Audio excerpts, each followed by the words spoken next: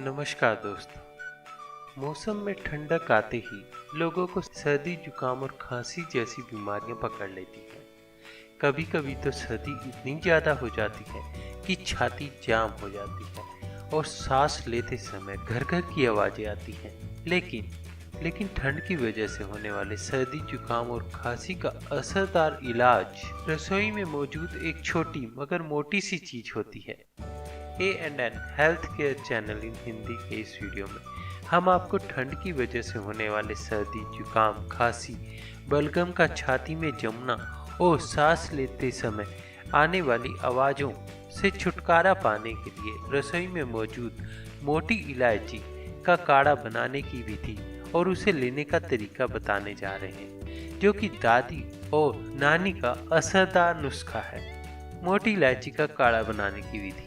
एक मोटी इलायची को थोड़ा सा कूट लीजिए कि उसके दाने तक बाहर निकलने लगे। 1 कप पानी लीजिए और इस पानी और कुटी हुई मोटी इलायची को एक बर्तन में डालकर पानी को उबलने के लिए रख दीजिए।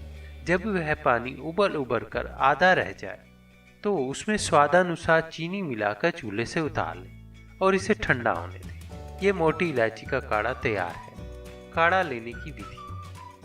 काढ़ा बनाने के साथ साथ काढ़ा लेने की विधि भी बहुत इम्पोर्टेंट है। मोटी इलायची काफ़ी गर्म होती है, इसलिए इस काढ़े को कभी भी गर्म नहीं लेना चाहिए। जब यह काढ़ा ठंडा हो जाए तो इसे रात को सोने से पहले लेना चाहिए।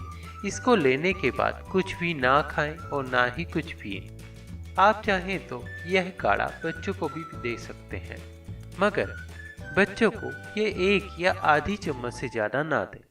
दोस्तों, अगर आपको मेरे द्वारा दी गई यह जानकारी पसंद आती है तो कृपया इसे अन्य लोगों के साथ भी शेयर कीजिए और अपने एक्सपीरियंस हमारे साथ कमेंट के जरिए शेयर कीजिए। धन्यवाद।